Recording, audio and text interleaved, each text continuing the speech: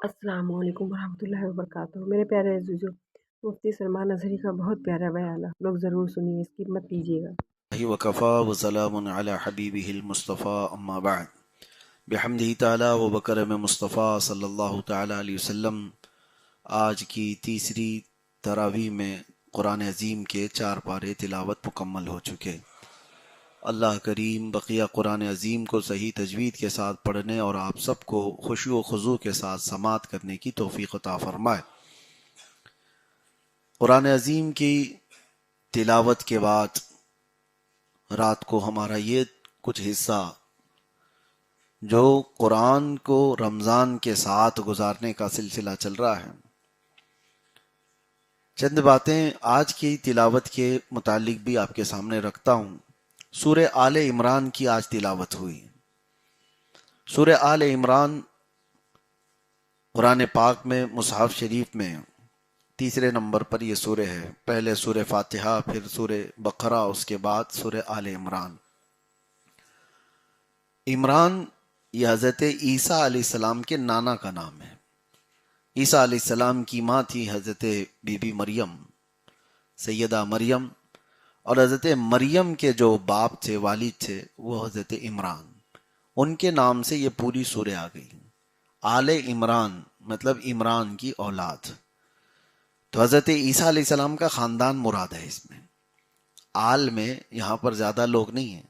حضرت عمران کے بیٹی ہوئی اور نواسا ہوا، اس کے علاوہ کوئی نہیں۔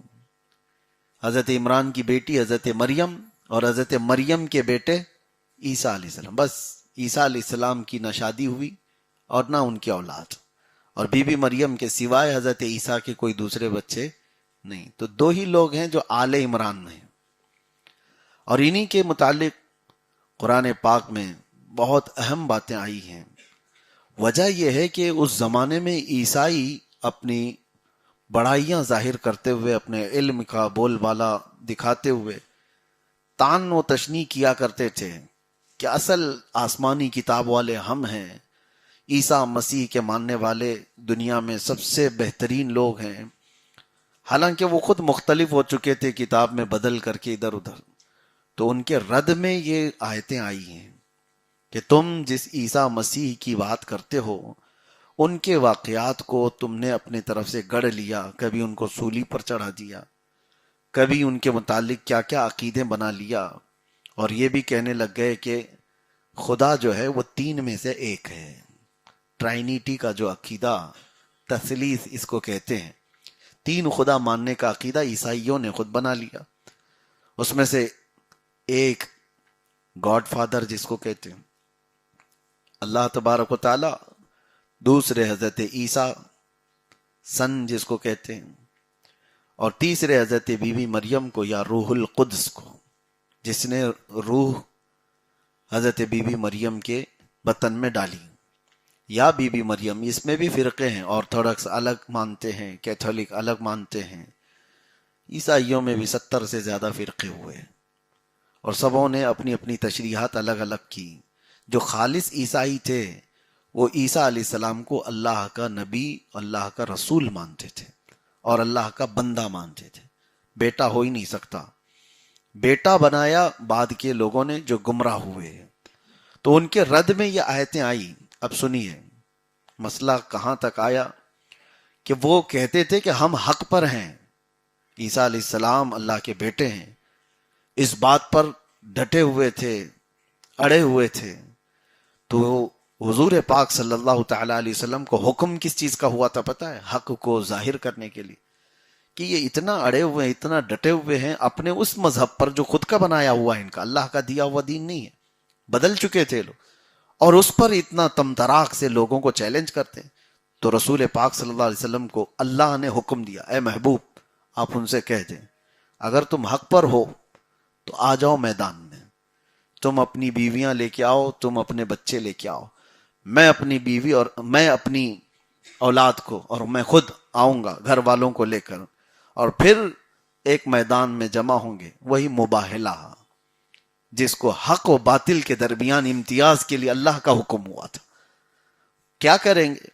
میدان میں آئیں گے اور دونوں اپنا اپنا عقیدہ بیان کریں گے. میرا عقیدہ یہ ہے، تمہارا عقیدہ یہ ہے، اور پھر یہ کہیں گے جو جھوٹا ہوگا اس پر اللہ کی لعنت ہوگی. یہ مباہلے کا طریقہ ہے. یہ قرآن پاک کی اسی پارے میں جو آج ہم نے تلاوت کیا ہے. اللہ تعالیٰ فرماتا ہے فَقُلْ تَعَالَوْا نَدْعُ أَبْنَاءَنَا وَأَبْنَاءَكُمْ وَنِسَاءَنَا وَنِسَاءَكُمْ وَأَنفُسَنَا وَأَنفُسَكُمْ. ہم اپنے بیٹے لے کر کے آئیں گے، تم اپنے بیٹے، ہم اپنی عورتیں اور تم اپنی عورتیں، اور پھر ہم خود آئیں گے اور تم خود آؤ جو تم میں سے بڑا ہو. تو نجران ایک علاقہ ہے سعودی عرب میں آج بھی، وہاں عیسائیوں کا گڑھ تھا. وہاں سے ایک وفد آیا تھا جو بار بار اس طرح کے چیلنج کرتا تھا کہ عیسائی حق پر ہیں، ہمارا دین حق پر ہے. اور جب رسول پاک صلی اللہ تعالیٰ علیہ وسلم نے یہ فرمایا کہ ہم مباہلہ کریں گے، وہ تیار ہوئے اور جا کر کے اپنے گرو گھنٹالوں کو جمع کر لیا، جو بڑے تھے.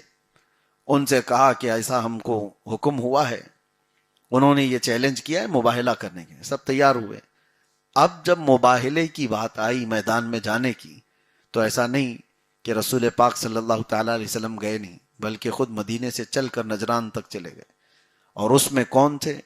حضور پاک صلی اللہ تعالیٰ علیہ وسلم نے اپنے ساتھ امام حسن کو لیا، امام حسین کو لیا، حضرت فاطمہ زہرا کو لیا، اور شیر خدا کو ساتھ لیا. پنجتن پاک، دنیا کی سب سے حسین قافلہ یہ نکلا ہے نجران کی طرف.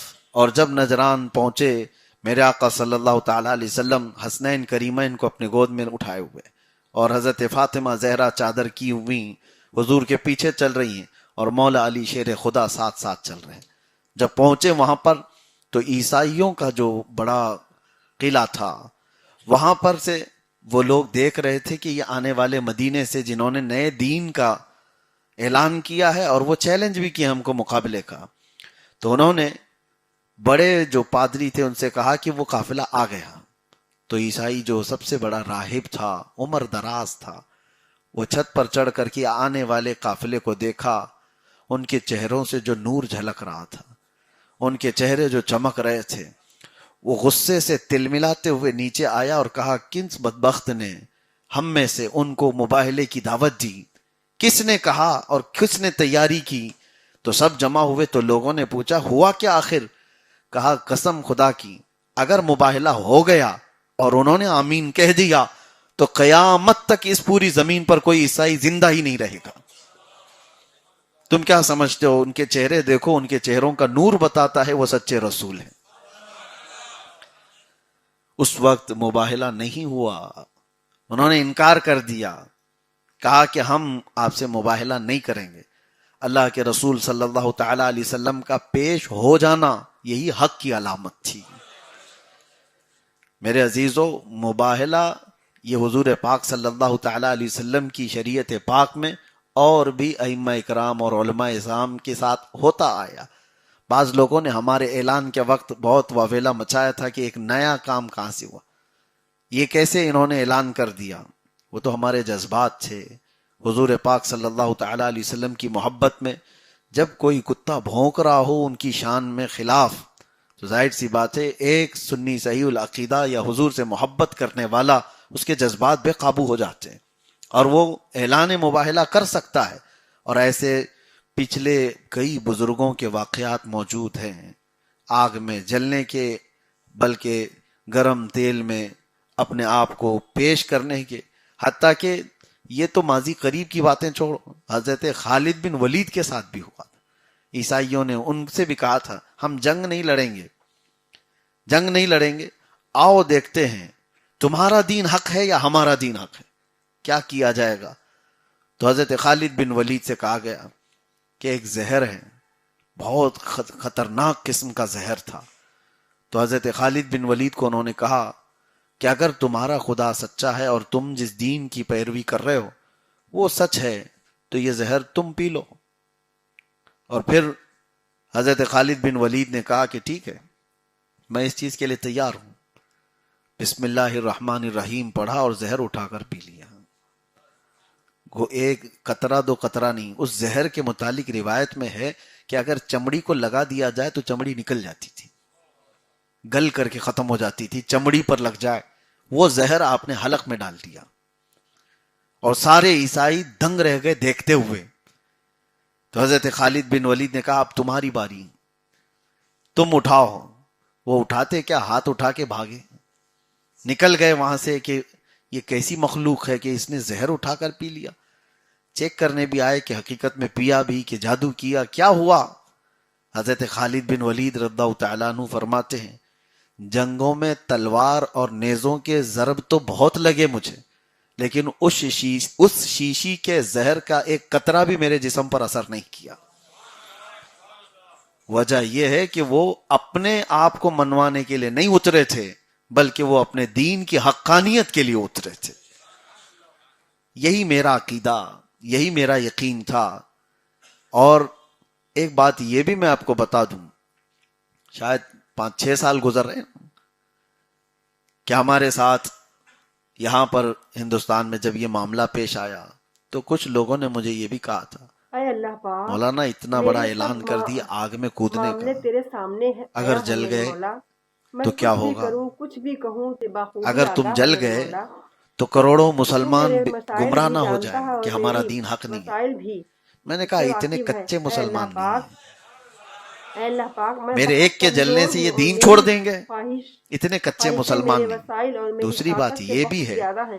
میں آپ جب بھی نیگیٹو کسی کیوں کام کے سوچتے لیے ہیں؟ فیصلہ کرتی ہوں اگر یہ اس کے سوچتے انجام سے بے کہ خبر اگر ہوتی بچ ہوں، گیا تو کروڑوں لیکن غیر تو مسلم ایمان اس بھی کے تو لا انجام سکتا سے ہے۔ واقف ہوتا ہے۔ اے اللہ پاک، ہر معاملے میں میری پازیٹیو بھی مدد سوچو، فرما اور میرے خیر ہر ہمارا فیصلے کو جلنا نہ جلنا میرے وہ لیے بات آسان کی کر بات دے، ہے، جس کام کا لیکن انجام میرے ساتھ لیے میں بہتر ہے، اور مجھے ہر ایک بات یاد آتی ہے، اس ایک کام مولانا سے صاحب نے مجھے مجھ دور سے کر کہا تھا، رکھ جس کا کہا انجام اب گھبرائیں بہتر نہیں، نہیں اور جو میرے آپ ڈرے مشکلات نہیں، میں امت اضافہ آپ کے کرے۔ اے ساتھ ہے۔ اللہ میں پاک، کہا میرے لیے گھبرانا اور آسمان ڈرنا سے الگ آسانیاں مسئلہ اور ہے، برکتیں نازل فرما۔ میں یہ جانتا ہر ہوں لمحہ امیر کہ اگر جس چیز کے آمین لیے میں نے نازل ہو، اعلان یا کیا آمین یا رب العالمین۔ چلا بھی گیا، تو آپ نے اعلان نہیں سنا کہ میں اکیلا جانے کی بات نہیں کیا ہوں، جس کو کہا ہے وہ بھی جائے گا، دونوں ساتھ میں جائیں گے۔ ہاں اتنا تو ہے، اگر آپ کو شک ہے میرے جلنے نہ جلنے کی، میں بچوں گا کہ نہیں بچوں گا، یا آپ کو شک ہے، لیکن اس پاکھنڈی کے بارے میں تو یقین ہوگا کہ وہ جل کے مرے گا، اس کے بارے میں یقین رکھتے ہو یا پھر شک کرتے ہو کہ وہ بھی بچ کے نکلے گا؟ تو جب آپ کو یقین ہے کہ ایک ایسا بھونکنے والا غلیظ کتا ختم ہو سکتا ہے، تو میں کہتا ہوں میری ایک زندگی سے اگر ایک گستاخ کم ہو جاتا ہے تو اس سے بڑھ کر میرے لیے کیا سعادت ہے۔ بہرحال موضوع تھا مباہلے کا، اس کے لیے میں نے عرض کیا اللہ کے رسول صلی اللہ تعالی علیہ وسلم کو رب نے حکم دیا کہ محبوب آپ مباہلہ کریں۔ مباہلہ یہ ایک جگہ پر حق و باطل کو ظاہر کرنے کے لیے دونوں بیٹھیں اور پھر یہ کہیں کہ اگر جو جھوٹا ہے اس میں اس پر اللہ کی لعنت ہو، اور اللہ تعالیٰ کس طرح سے لعنت کرے گا یہ تو پھر وقت ہی بتائے گا۔ اللہ کی لعنت جس پر پڑے تو اس کا چہرہ پہچانا جائے گا، اس کا چہرہ دیکھا جائے گا سب کے سامنے۔ تو یہ مباہلے کی آیت آئی، اس کے بعد پھر اللہ تعالیٰ نے فرمایا اتحاد کی جو بات ہوتی ہے اس میں اللہ تعالیٰ نے یہ بھی فرمایا تعالوا الی کلمۃ سواء بیننا وبینکم، اے محبوب آپ فرما دیں کہ آؤ اس کلمے کی طرف جو ہمارے اور تمہارے درمیان متفق ہے، کامن ہے، ایک ہی ہے۔ وہ کیا ہے؟ اللہ نعبد الا اللہ، ہم اللہ کے سوا کسی کی عبادت نہیں کرتے۔ ولا نشرک بہ شیئا ولا یتخذ بعضنا بعضا اربابا من دون اللہ، ہم کسی کو شریک نہیں ٹھہرائیں گے اللہ کے ساتھ۔ عیسائی ہو تم بھی آؤ اس بات پر، ہم بھی آتے ہیں اسی بات پر، اتنے بات پر تو آؤ، جمع ہو جاؤ، اور ایک دوسرے کو کسی کو خدا نہ بناؤ۔ لیکن عیسائیوں نے یہ سب کر لیا تھا، وہ اپنے نفس کے غلام ہو چکے تھے۔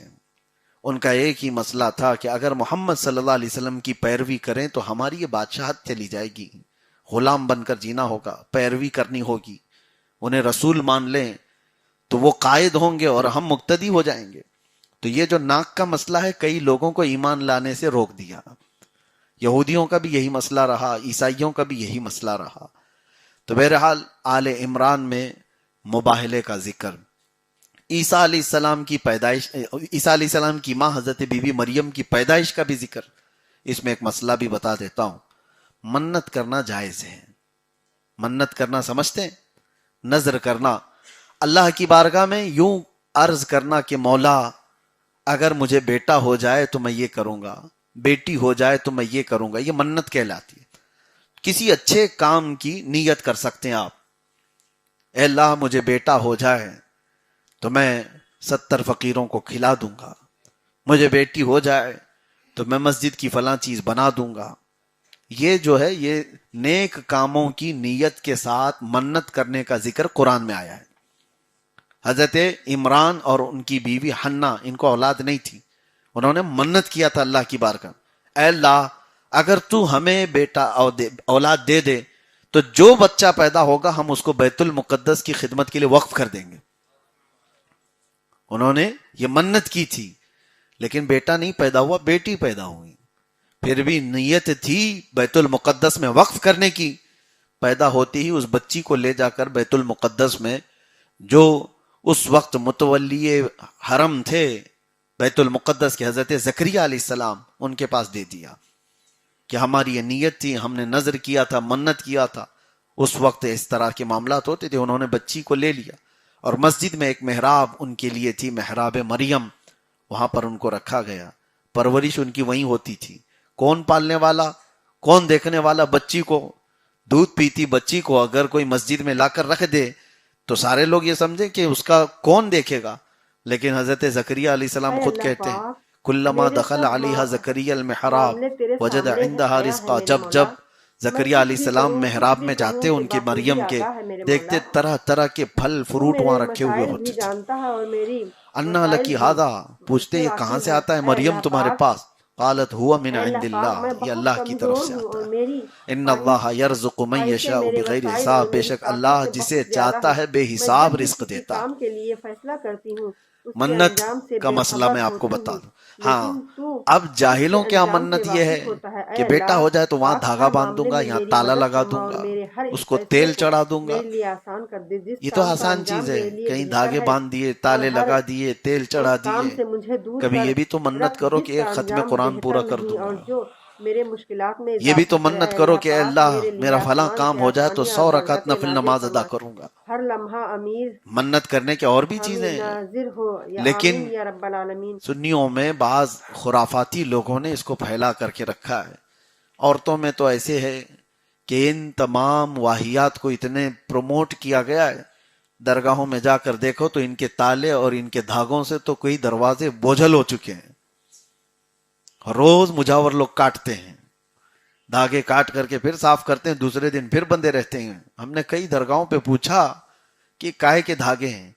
یہ میرے عزیزوں دوسری جگہ سے ایڈاپٹ کیا ہوا ہے، یہ دین اسلام کا حصہ نہیں ہے. اور کچھ جگہ تو مجاوروں نے خود پروموٹ کر دیا ہے کہ بکنا چاہیے کچھ بھی، اور یہ عورتیں اس میں زیادہ مبتلا ہیں. شریعت مصطفیٰ صلی اللہ تعالی علیہ وسلم میں نظر کرنے کا طریقہ قرآن پاک میں موجود ہے، منت کرنے کا طریقہ موجود ہے. آپ کی جس کام کے لیے بھی آپ منت کرنا چاہیں تو وہ نیک و صالح ہو. ابھی جیسے رمضان آ رہا ہے، رمضان میں اعتکاف کرتے ہیں نا. اعتکاف کیا ہے؟ سنت ہے. اعتکاف کیا ہے؟ سنت ہے. بسا اوقات واجب بھی ہوتا ہے. وہ کیسے؟ کسی نے منت کر لیا کہ میرا کام ہو جائے تو میں رمضان میں اعتکاف کروں گا، تو اس کے لیے اعتکاف واجب بن جاتا ہے. وہ منت کا اعتکاف ہے، واجب اعتکاف ہے. ہمارے بزرگوں نے جو منت کیا وہ ایک دو نہیں ہے، بہت سارے ہیں. میں آپ کو بتاؤں، جب بیت المقدس کو فتح کرنے کے لیے 18 سال لگ گئے سلطان صلاح الدین ایوبی کو، کتنی مہمات سے وہ مقابلہ کرتے رہے، کتنی جنگیں لڑی صلیبیوں سے، بالآخر بیت المقدس فتح ہوا. اور اس وقت فتح ہوا جب سلطان صلاح الدین ایوبی بیمار ہو گئے تھے، بہت بیمار ہو گئے تھے.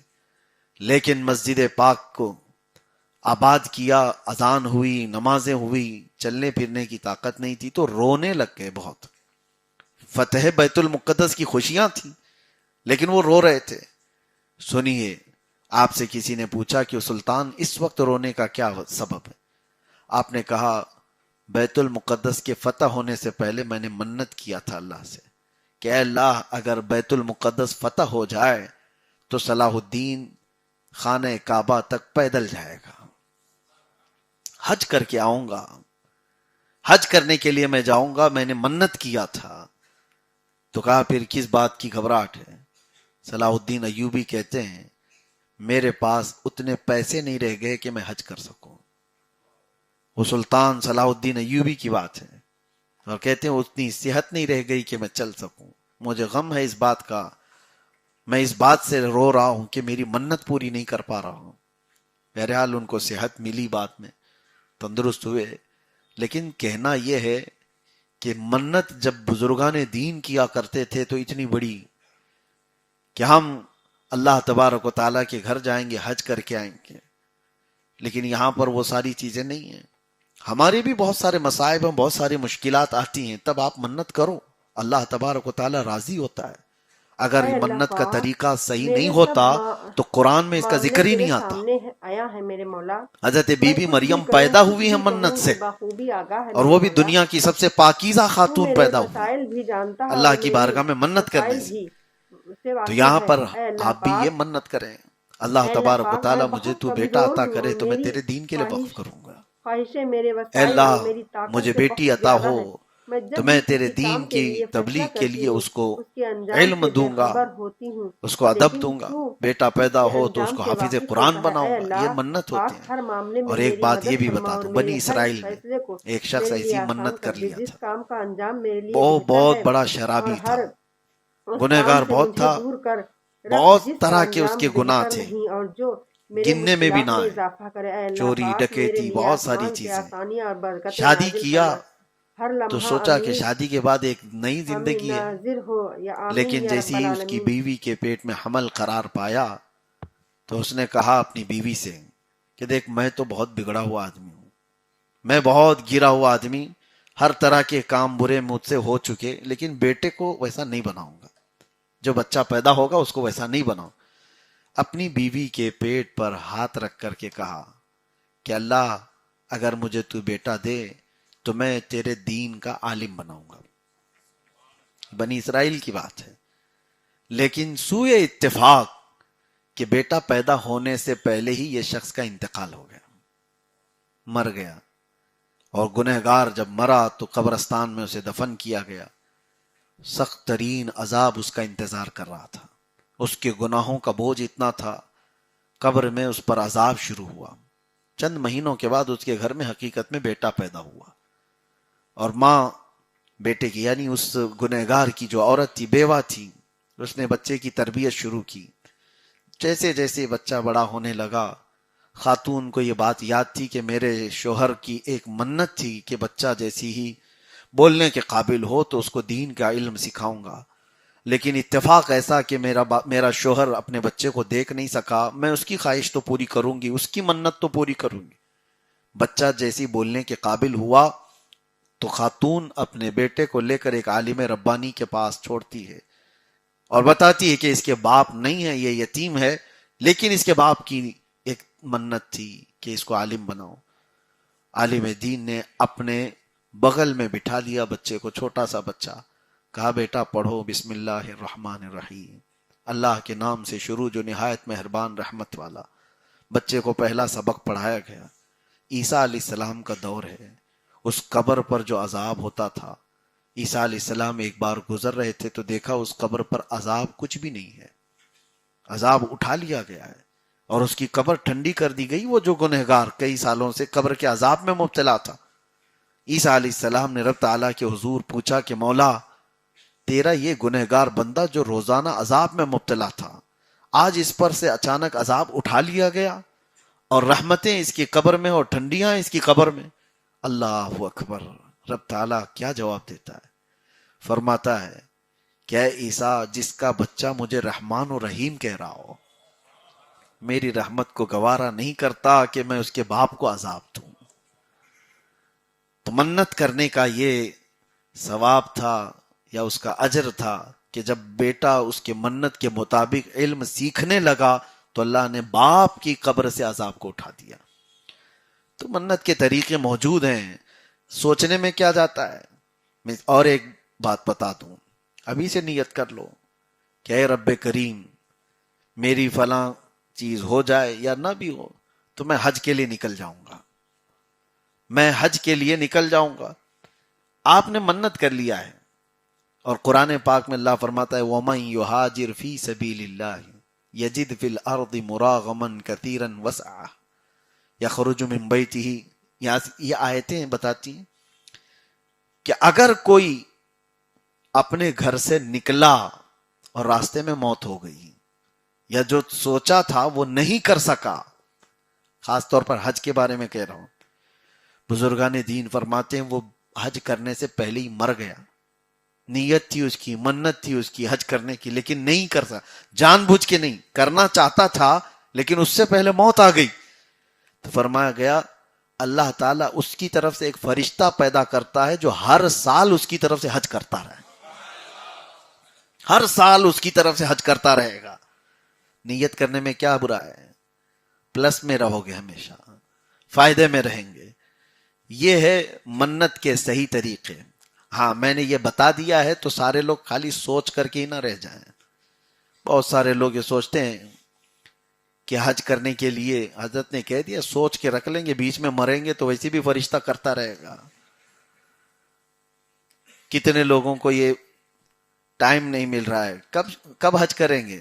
استطاعت تو ہو گئی ہے، طاقت تو ہو گئی، کب کریں گے؟ ارے بیٹے بیٹی کی شادی ہو جائے اور شادی ہو جانے کے بعد نواسے نواسیاں ہو جائیں، ان کا عقیقہ ہو جائے. یہاں سے تو ہندوستان سے اس وقت حج کے لیے جاتے ہیں جب آدھے پاؤں تو قبر میں لٹکے رہتے ہیں، اور بوڑھے لوگ وہاں جو حج کرتے ہیں وہ ہم نے دیکھا ہے، اللہ کی پناہ عرفات کے راستے میں ہی بیٹھ جاتے ہیں. ابھی میدان بھی نہیں آیا، تھک کے وہیں بیٹھے رہے. کہا حاجی صاحب چلو میدان ابھی دور ہے، فرض ہے وہاں جانا. کہا اللہ معاف کرے گا، راستے میں بیٹھ کے اللہ معاف کر دے گا، تو پھر ہندوستان میں نہیں معاف کرتا؟ 5 لاکھ 6 لاکھ 7 لاکھ روپے خرچ کر کے اس بڑھاپے میں حج کے لیے جاتے ہیں جب ان کی کوئی طاقت ہی نہیں رہ جاتی. لیکن ایک بات یاد رکھو، بیچ میں بات آئی ہے تو میں عرض کر رہا ہوں کیونکہ آج کے پارے میں ہم نے یہ بھی تلاوت کیا ہے وَلِلَّهِ عَلَى النَّاسِ حِجُّ الْبَيْتِ مَنِ اسْتَطَاعَ إِلَيْهِ سَبِيلًا. ہمارے موضوع سے ملتے ملتے ہم چوتھے پارے میں داخل ہو چکے بھی. اللہ فرماتا ہے کہ جس کو استطاعت ہے اس پر حج فرض ہے، حج کرنا اس کے لیے ضروری ہے. اور جو استطاعت کس کو کہتے ہیں؟ کس کو کہتے ہیں؟ استطاعت کا مطلب اکثر لوگ یہ سمجھ بیٹھے ہیں کہ کروڑ پتی ہوگا تو ہی حج پہ جائے گا. حج پر جا کر آنے تک کے پیسے ہیں تمہارے پاس اور گھر بھی چل سکتا ہے، راشن پانی سب ہے، اتنی اماؤنٹ جس کے پاس ہے اس پر حج فرض ہو گیا.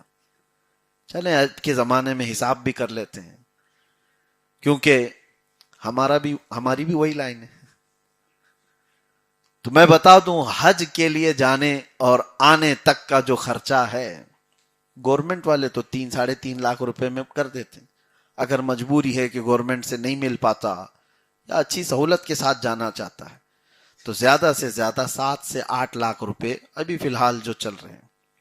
اور گھر میں مہینہ بھر جا کر کے آئے گا تو 1 لاکھ روپے خرچہ ہو سکتا ہے، گھر کا راشن پانی، اس سے زیادہ تو نہیں ہوگا. گھر کا راشن مہینے کا 1 لاکھ روپے بہت کم لوگوں کا ہوگا، پھر بھی ہم پکڑتے ہیں.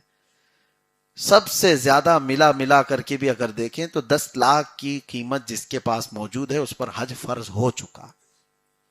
زکوٰۃ کی طرح مسئلہ نہیں ہے اس میں کہ سال گزرنا ہے. جو 10 لاکھ کا مالک ہے ابھی اس پر حج فرض ہے. اور جس نے حج نہیں کیا میرے آقا فرماتے ہیں وہ یہودی ہو کے مرے گا یا عیسائی ہو کے مرے گا، ہم کو اس کی پرواہ نہیں.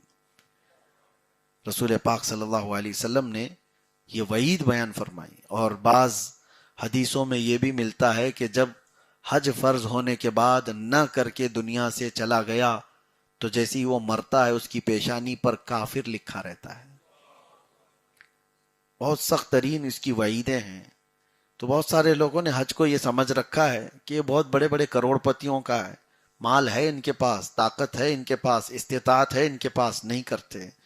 جبکہ قرآن کا حکم ہے یہ. اور اسلام کے جو 5 رکن ہیں، 5 پلر ہیں، ان میں سے ایک پلر ہے حج کرنا. آپ استطاعت کے بعد اگر نہیں کیے ہو تو اسلام کو ہی ڈھا رہے ہو، آپ اسلام کے ایک پلر کو ختم کر رہے ہو. تو اس پہ سیریس رہیں ہمیشہ. اکثر میں اس بات کو کہا کرتا ہوں جو ہمارے یہاں ایک کانسیپٹ بنا ہوا ہے سب چیزوں سے فارغ ہونا چاہیے تبھی حج فرض ہے. تم کبھی فارغ ہو ہی نہیں سکتے. دنیا کبھی فارغ کرتی ہے؟ موت تک کوئی بندہ فارغ نہیں ہوتا یہاں پر. جو لوگ یہ سوچتے ہیں ساری ذمہ داریاں ختم ہو جائیں پھر کریں گے، ذمہ داریاں موت تک نہیں ختم ہوتی کسی کی، ساری چیزیں لگی رہتی ہیں۔ جو اللہ کا فریضہ ہے اس کو آپ ساری دنیا کو ایک طرف کرو، رب تعالیٰ کے فریضے کو پہلے ادا کرو۔ اور دوسری چیز اسی آیت میں اللہ تعالیٰ فرماتا ہے وَمَن دَخَلَهُ كَانَ آمِنًا، جو حرم میں داخل ہوا وہ امن میں آ گیا۔ اور وہاں کے بارے میں اللہ فرماتا فیہ آیات بینات ومقام ابراہیم، وہاں پر اللہ کی کھلی ہوئی نشانیاں ہیں۔ خانہ کعبہ کو اللہ تعالیٰ فرماتا ہے نشانی اللہ کی ہے۔ کیا نشانی ہے آپ کبھی سوچتے ہیں؟ صفا مروہ، مقام زمزم، خانہ کعبہ کا یہ سارا وہاں کا جو روح پرور منظر ہے، اللہ فرماتا ہے یہ اللہ کی نشانیاں ہیں۔ کیسے نشانی ہے؟ خانہ کعبہ نشانی ہے اللہ کی، بلکہ بعض روایات یہ بتاتی ہیں ہزاروں لوگوں کو خانہ کعبہ ہدایت دیتا ہے۔ ارے وہ عمارت ہے، ایک پتھروں سے بنی ہوئی عمارت ہے، لیکن وہ ہدایت دیتی ہے۔ وہ عمارت لوگوں کے ہدایت دیتی۔ کیسے؟ فرمایا گیا خانہ کعبہ کے متعلق، میں اکثر وہاں جب حرم شریف میں اپنے قافلے کے ساتھ ہوتا ہوں تو یہ بات ضرور کہتا ہوں، کبھی دیکھا آپ نے کعبے کا پورا جو اسکوائر ایک عمارت ہے، جو ہائٹ ہے، سب ناپ کر کیا ہو؟ میرے خیال سے ویسی ایک عمارت بنانے میں 10 سے 15 لاکھ روپے کا خرچہ آئے گا۔ پوری دنیا اتنی غریب تو نہیں ہے کہ کوئی دوسرا کعبہ نہ بنا لے۔ آج تک کوئی اور کیوں نہیں بناتا؟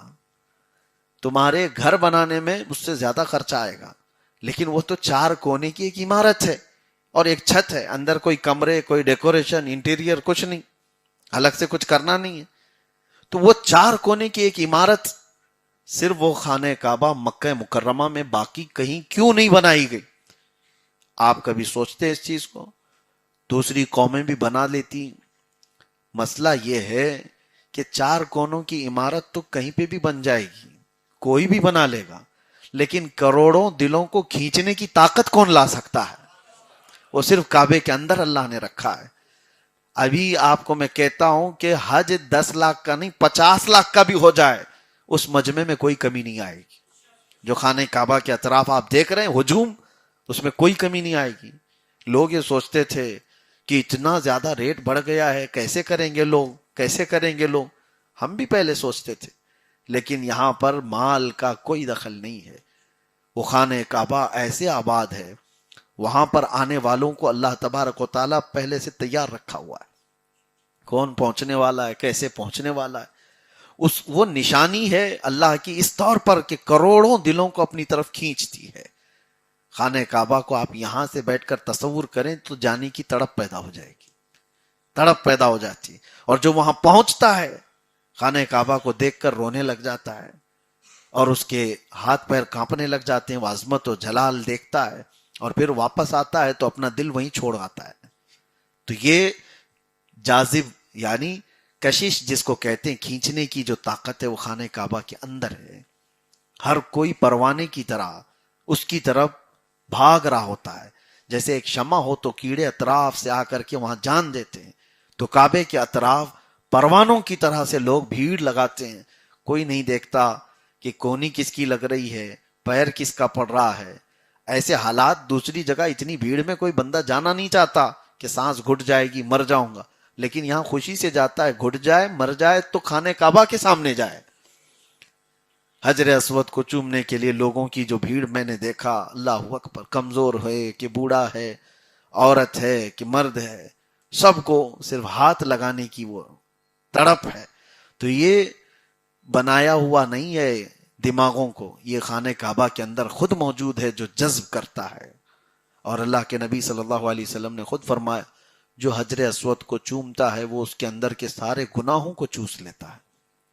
یہ سب چیزیں حرم کعبہ میں موجود ہے، اور یہ سارا بلد اللہ الحرام اللہ تعالیٰ کی نشانیاں، ان الصفا والمروۃ من شعائر اللہ، اللہ فرماتا ہے صفا اور مروہ اللہ کی نشانیوں میں سے ہیں۔ مقام عرفات، مقام مزدلفہ، مقام منی، یہ ساری چیزیں اللہ کی نشانیاں ہیں۔ اور پوری دنیا میں اللہ تبارک و تعالیٰ نے اپنے آخری رسول کو پیدا کرنے کے لیے جو زمین چنی وہ مکہ مکرمہ ہے۔ سید الانبیاء صلی اللہ علیہ وسلم وہ ہر عالم کی رحمت ہیں، کسی عالم میں رہ جاتے حضور ہر عالم کی رحمت ہے. وہ جنات کے لیے رحمت ہے، وہ ملائکہ کے لیے رحمت ہے، وہ نباتات کے لیے رحمت ہے، حیوانات کے لیے رحمت ہے، انسانوں کے لیے رحمت ہے، ساری کائنات کے لیے وہ رحمت ہے. تو جو رسول رحمت کسی بھی عالم میں رہ جاتے، لیکن اللہ تبارک و تعالیٰ نے کس عالم میں ان کو بھیجا؟ انسانوں کے عالم میں. اور جگہ کون سی؟ مکہ مکرمہ.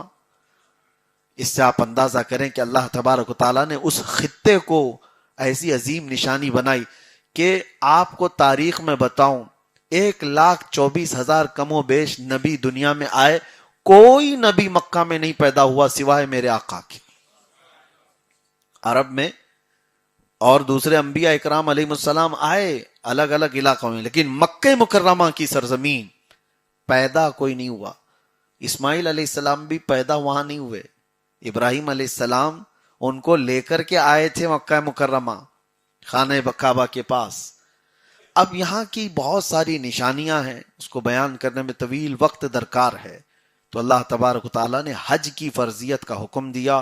جس پر حج فرض ہے وہ حج کر لے، ورنہ موت قریب ہے. اور جانے سے پہلے اگر اپنا یہ حساب کتاب صاف کر کے جائے تو اچھا ہے، ورنہ پھر اس پر یہ معلق رہ جائے گا. تیسری کچھ چیزیں اس بارے میں اللہ تبارک و تعالیٰ نے فرمایا وَاعْتَصِمُوا بِحَبْلِ اللَّهِ جَمِيعًا وَلَا تَفَرَّقُوا. بس میں اس پر ختم کرتا ہوں. اللہ فرماتا ہے اللہ کی رسی کو مضبوطی سے پکڑے رہو، آپس میں فرقے مت بناؤ. کیا فرماتا ہے رب تعالیٰ؟ اللہ کی رسی کو مضبوطی سے پکڑو. اب یہیں آ کر کے بہت سارے فرقے بن گئے. کس بات پر؟ اس بات کی تشریح پر کہ آخر اللہ کی رسی ہے کیا. سب نے اپنے اپنے دماغ لگائے. اللہ کی رسی کیا ہے؟ اللہ کی رسی اس کا دین اسلام. اللہ کی رسی بعض لوگوں نے کہا وہ ہمارے امام ہیں، شیعہ لوگوں نے کہا. اللہ کی رسی کون ہے؟ میرے عزیزو تفسیریں بہت ہیں، لیکن جو سب سے زیادہ ارجح نظر آتی ہے وہ یہ ہے کہ اللہ کی رسی حضور پاک صلی اللہ علیہ وسلم کی ذات ہے. محمد الرسول اللہ صلی اللہ تعالی علیہ وسلم کی ذات ہے. اور اللہ تعالیٰ فرما رہا ہے اس کو مضبوطی سے پکڑے رہو. اور حقیقت بات یہ ہے وہ ایک ذات ہے، اس کو جو پکڑا وہ گمراہ کبھی نہیں ہوتا. ایک نقطہ آج بھی ہمارے امت کو جوڑنے والا ہے، وہ حضور کی ذات ہے. پوری امت کو آپ دیکھیں، نبی پاک صلی اللہ تعالی علیہ وسلم کی بات آئے گی تو امت اس پر متفق ہو کر رہے گی. ہزار اختلافات ہوتے ہیں، لیکن حضور پاک صلی اللہ تعالی علیہ وسلم کا نام پاک آج بھی ہے، اور یہی اللہ کی رسی ہے. اس کو اگر مضبوطی سے پکڑے رہا تو گمراہ نہیں ہوگا. اسی لیے ہم نے ہر بیان کا اکثر عنوان حضور کی ذات کا بنایا کہ حضور کی تعریف کرتے رہو، حضور پاک صلی اللہ علیہ وسلم کے دروازے کی فضیلت بتاتے رہو، لوگوں سے یہی کہتے رہو کہ یہ ایک دروازہ ہی کافی ہے، ہر دروازے پر تم کو جانے سے نجات دے دے گا، در در کی ٹھوکریں کھانے سے بچا لے گا. وہ ایک دروازہ اچھا ہے. اس دروازے کی فضیلت بیان کرتے کرتے ہماری عمر تمام ہو جائے. اور ہم نے دیکھا جو اس دروازے کو مضبوطی سے پکڑا رہا زندگی بھر، پھر اللہ نے اس کو پوری کائنات میں لوگوں کا امام بنا دیا. اعلیٰ حضرت کیسے امام بنے؟ امام اہل سنت کہا جاتا ہے.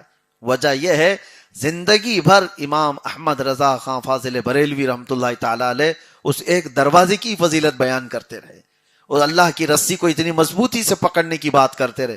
ارے کچھ لوگ آئے بھی آپ کے پاس کہ ہمارے سیٹھوں کی بھی تعریف کر دیجئے، آپ اچھے شاعر ہیں، آپ اچھے شاعر ہیں، اور ہم اپنے نوابوں کی تعریف میں کچھ شعر کہیں گے تو نذرانے بھی ملیں گے. اعلیٰ حضرت نے اس وقت شعر کہا تھا میں گدا ہوں اپنے کریم کا، کروں مدح اہل دول رضا، پڑے اس بلا میں میری بلا، میں گدا ہوں اپنے کریم کا، میرا دین پارے نہ نہیں. غالب نے ایک شعر کہا تھا، اب وہ غالب کے شعر ہمیں یاد نہیں رہتے، لیکن محبوبہ کو پکارتے ہوئے کہا تھا کہ محبوبہ کی گلی میں جانے کے وقت نہ دین دیکھنا چاہیے نہ اخلاص، یعنی وہ اپنے دین وغیرہ کی باتیں کر رہا تھا. تو اعلیٰ حضرت کے پاس جب یہ شعر پہنچا اسی وزن میں اعلیٰ حضرت نے کہا تھا. غالب نے کہا تھا کہ ادھر ادھر کی بات نہ کر کے صرف محبوبہ کے پاس جاتے ہیں تو کبھی وہ ٹکرا دیتی ہے کبھی یہ ٹکرا دیتی، اس طرح کا مفہوم تھا. تو اعلیٰ حضرت نے کیا جرح کیا، پڑھنے کے بعد مزہ آتا ہے. غالب کو جواب دیتے ہوئے اعلیٰ حضرت نے کہا تھا پھر کے گلی گلی تباہ، ٹھوکریں سب کی کھائی کیوں، پھر کے گلی گلی تباہ، ٹھوکریں سب کی کھائی کیوں، دل کو جو عقل دے خدا تیری گلی سے جائے کیوں. وہ پوری نعت لکھی تھی اعلیٰ حضرت نے. پھر کسی اور موقع پر میں اس نعت کی تشریح کروں گا. آج بات یہی ہے کہ اللہ کی رسی کو مضبوطی سے پکڑو اور گمراہ نہ ہو آپس میں. اور اللہ تعالیٰ اس کے آگے ارشاد فرماتا ہے وَلْتَكُمْ مِنْكُمْ أُمَّةٌ يَدْعُونَ إِلَى الْخَيْرِ وَيَأْمُرُونَ بِالْمَعْرُوفِ وَيَنْهَوْنَ عَنِ الْمُنْكَرِ. تم میں سے ایک جماعت ہمیشہ ایسی ہونی چاہیے جو اچھائی کا حکم دیتی رہے اور برائیوں سے روکتی رہے. پورا پاک سائٹ نہیں سونا چاہیے، کچھ لوگوں کو جاگتے رہنا چاہیے. میں مثال کے لیے کہہ رہا ہوں، سب اس طرح کے اپنے اپنے مصالح اور اپنے اپنی مصروفیات میں مصروف ہو گئے تو سارے کے سارے ذمہ دار ہوں گے، پکڑے جائیں گے. ہاں، قرآن کا حکم یہ ہے کہ کچھ برائی دیکھو تو اس کو روکنے والا کوئی تو، اور اگر کسی نے روکا تو اس نے کفارہ ادا کیا ہے. مسجد میں اگر کوئی اعتکاف میں نہیں بیٹھا تو پورا محلہ گنہگار ہے، یہ مسئلہ تو پتا ہے. اور اگر ایک بیٹھا تو سب کی طرف سے وہ معاف ہے. ایک بیٹھ گیا تو پورے محلے کی طرف سے اس نے کفارہ ادا کر لیا. لیکن کوئی بیٹھا ہی نہیں. تو یہی آیت کا مفہوم ہے. اللہ فرماتا ہے وَلْتَكُمْ مِنْكُمْ أُمَّةٌ يَدْعُونَ إِلَى الْخَيْرِ. تم میں سے ہمیشہ ایک جماعت ایسی ہونی چاہیے جو خیر کی طرف بلاتی رہے اور برائیوں سے روکتی رہے.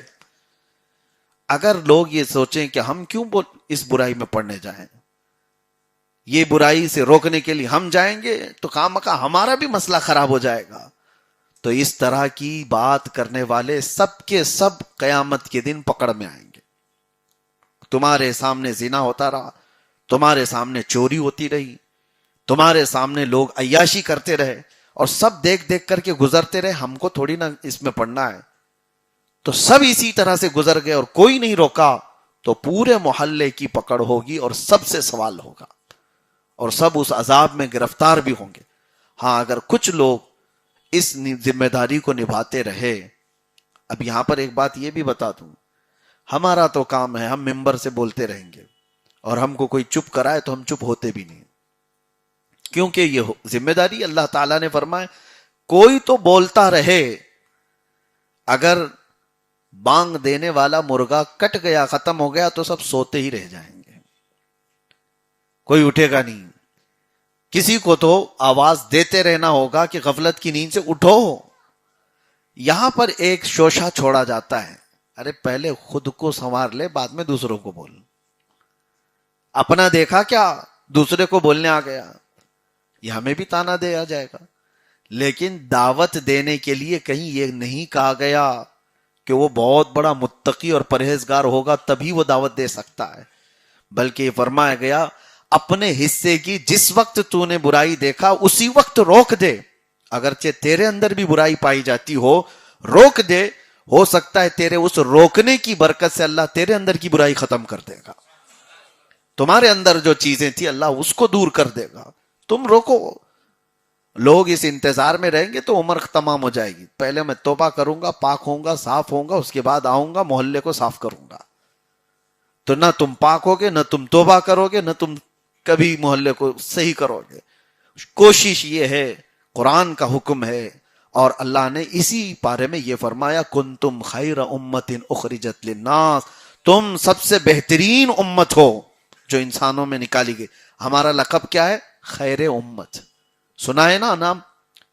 ہمارا لقب کیا ہے؟ خیر امت. لیکن کس وجہ سے خیر امت ہے؟ اس کے فوراً بعد اللہ فرماتا ہے تأمرون بالمعروف وتنہون عن المنکر وتؤمنون باللہ. تم اچھائی کا حکم دیتے ہو، برائیوں سے روکتے ہو اور بغیر دیکھے اللہ پر ایمان رکھتے ہو. یہ تین چیزیں تمہارے اندر ہیں، اس لیے تم کیا ہو؟ تین چیزیں تمہارے اندر ہیں اس لیے تم کیا ہو؟ لیکن جھانک کر دیکھو ہے کیا 3 چیزیں جس وجہ سے ہم کو خیر امت کہا جا رہا ہے، وہ ہے ہمارے اندر. ہم برائیوں سے روکتے ہیں لوگوں کو، ہم اچھائیوں کی دعوت دیتے ہیں لوگوں کو. بعض روایات تو یہ بتاتی ہیں قیامت کے دن تو پڑوسی بھی مقدمہ کرے گا، یہ کہہ کر کے مولا یہ روز نماز کے لیے جاتا تو تھا، کبھی مجھ سے کہا بھی نہیں، اس نے بلایا ہی نہیں کبھی نماز کے لیے. اس کی بھی پکڑ ہوگی، پوچھا جائے گا تو اپنی عبادت کے لیے جاتا تھا، اس کو کبھی تو نے دعوت نہیں دی. تو دعوت نہ دینے کے جرم میں بھی گرفتار ہوں گے لوگ. تو ایک بار تو یہ فریضہ ادا کرنا ہی ہوگا. اللہ تبارک و تعالیٰ کہنے سننے سے زیادہ عمل کی توفیق عطا فرمائے، اور ہمیں قرآن عظیم کی تفسیر پر صحیح طریقے سے عمل کی توفیق نصیب فرمائے. وآخر دعوانا ان الحمد للہ رب العالمین.